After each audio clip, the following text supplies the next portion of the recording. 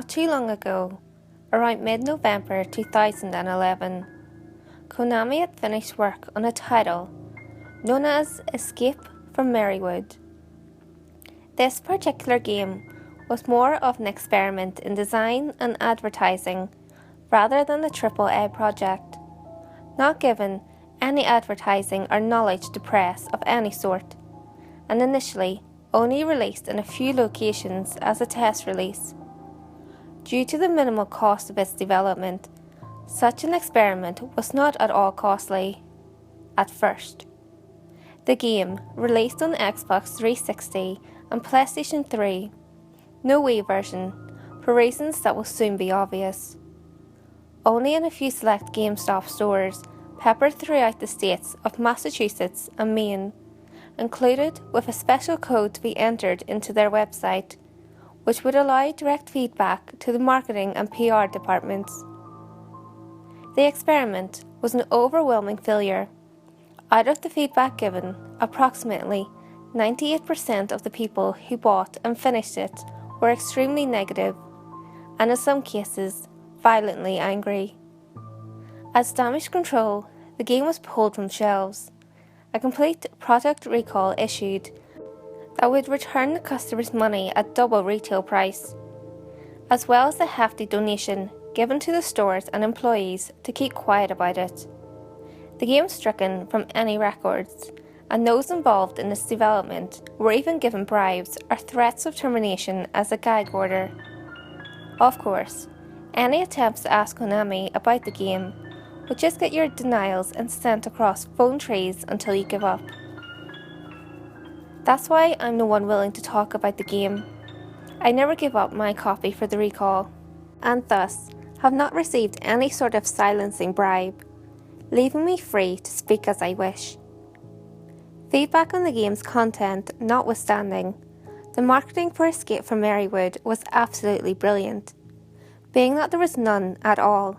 Not a word of it had ever reached me before finding it sitting on the shelves of my local GameStop.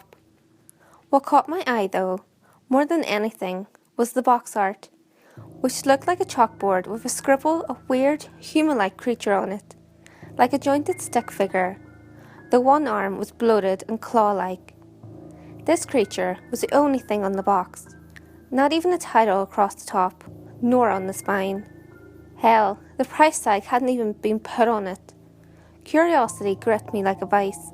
Not knowing what the game was about, or even called, sent me right to the counter with it in hand, forking over my $60 and jetting home as fast as possible.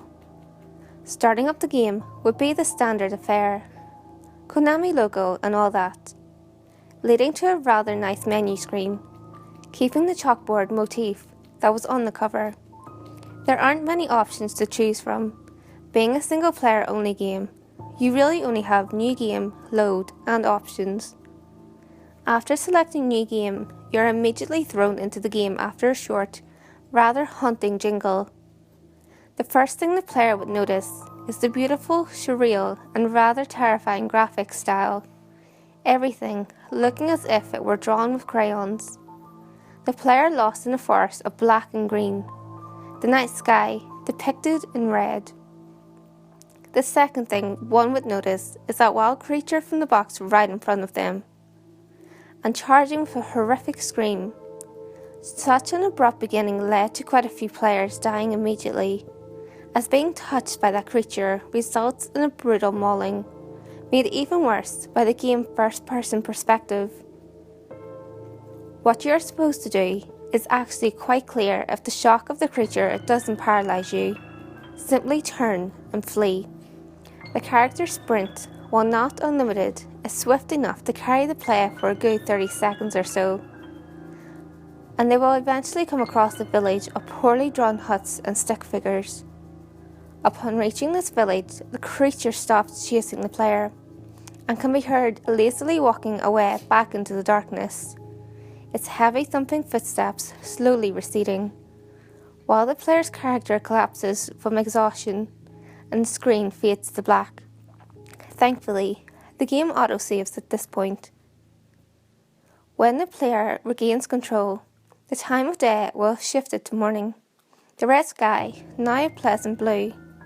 The childishly drawn sun having a smile on it even. Walking around the village, the stick-figure people will inform the player that the creature is known as Merry, a guardian of sorts who seems to enforce a curfew on the villages of the forest, attacking anyone who leaves their homes at night or tries to leave the forest entirely. From here, the player is given quite a bit of freedom, able to buy a sword and even a handgun from the village, and go off into the woods. I admit, the first time I went out of the village during the day, I nearly had a heart attack, as I encountered Merry almost immediately. Thankfully, when the sun is up, Merry will not harm the player, and even chat with them. "The sun is so nice. Don't look directly at it though," he chirped. All the voices in the game being garbled gibberish.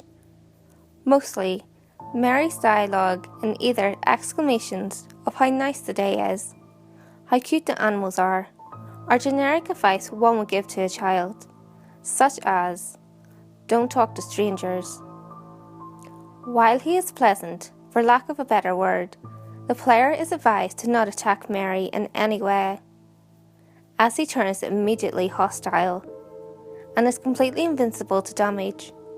Getting hit by this massive claw arm results in a rather piercing scream from the player character, as well as the screen starting to rip as if it were paper being clawed at by a bear, until being entirely sliced to ribbons and falling away, replaced with "You are dead," a sad face emotion and an option to continue or quit. However, as long as you do not attack Merry, attempt to go past a certain boundary on the map, helpfully outlined with red, or leave a village at night time, the player can pretty much ignore him, though they may also talk to him to get new dialogue, which will be explained later. Upon reaching the second village, either by following the map or simply wandering about, the player character will come to learn that Merry is indeed invincible and can only be killed by any damage he inflicts upon himself. The player will also be laughed at for asking the likelihood of Merry committing suicide, as he is the happiest thing alive. In case that last sentence didn't hit you like the brick it is, let me spell it out for you. The objective of the game is to escape the woods by finding a way to make the happiest thing alive kill itself. From here on, the player's duty is to wander the woods, searching for any artifacts scattered around, as well as searching for things called Merry's happiness shrines, which are crudely made altars adorned with flowers, trinkets, and even candies. The player finds these altars and must destroy them with complete and utter malice, smashing them, ripping the flowers apart, stomping on the sweets, etc. Along the way, they'll have regular enemy encounters, mostly hostile wildlife, bandits with knives, and these strange guys called Aki men, who carry handguns and tend to be rather annoying surprises when you get shot in the back. In addition to breaking these altars, the player is encouraged to observe Merry, see which animals he's taking a liking to, or what items he seems fond of, and either killing, destroying them while he is away, or finding a way to do so right in front of him without being seen. This is where Merry's additional dialogue comes in. Talking to him after breaking a few altars will have him talk about an unfortunate accident, but the more the player does to wreck his emotional state, the worse the dialogue gets, to the point of Merry flat out saying things like, "Please leave me alone." Eventually, the player will come across the items necessary to complete the game: a teddy bear, a faded photograph, and a lighter. Once the player has these, they may confront Merry by trying to leave the forest, and waiting for him to come charging at them as always. This time, however, instead of being killed, which in the case of attempted escape would be instant death via cut screen, a quick time even will appear labelled "Present Teddy," Upon doing this, Mary will stop in his tracks, angrily ranting about how he started to suspect you were the one doing these awful things to him. If you wait too long, Mary will attack you. So instead, the player has to ignore his ranting and press the attack button, which will lead the character to rip off the teddy bear's head. Mary will screech in an agonised fashion, his angry rant turning to one of a child whose pet just died. And from this point, he will not attack. The player must continue pressing the attack button, the sequence of events following being throwing the teddy bear to the ground, taking out the photo, setting it on fire, and tossing the flaming photo onto the ripped teddy bear. The entire time, Mary will be screaming, sobbing, saying how he just wanted to make you happy. But the player is to ignore this and continue pressing the button, which will lead to the character screaming insults, telling Mary nobody likes him, that he'd be better off dead, and flat out telling him to kill himself. And the last few lines simply being, "Do it," repeated again and again. After a painfully long time telling this creature to die, the weapon select menu will appear on screen, though the option Equip is replaced with Offer. From here, the player can choose anything.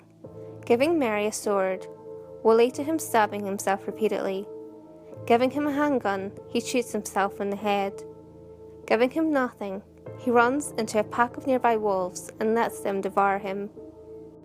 The most painful to watch, though, is giving him a shotgun, where the beast will clumsily fumble with it until the barrel is in his mouth, and pull the trigger with his normal hand. Regardless of your choice, though, the instant Mary falls dead, the music comes to a halt, and the graphics suddenly change, going from the crude crayon look to sudden realism. The perspective remains in first person as the player character steps over something that can't be seen and calmly exits the forest, stepping out of the woods onto a highway where a beat-up old truck is waiting. The entire time, only the sounds of footsteps, the opening of the truck's door, and the starting of its engine are heard as the player character begins to drive off. The game ending with a sudden cut to black, no credits, and booting the player back to the main menu.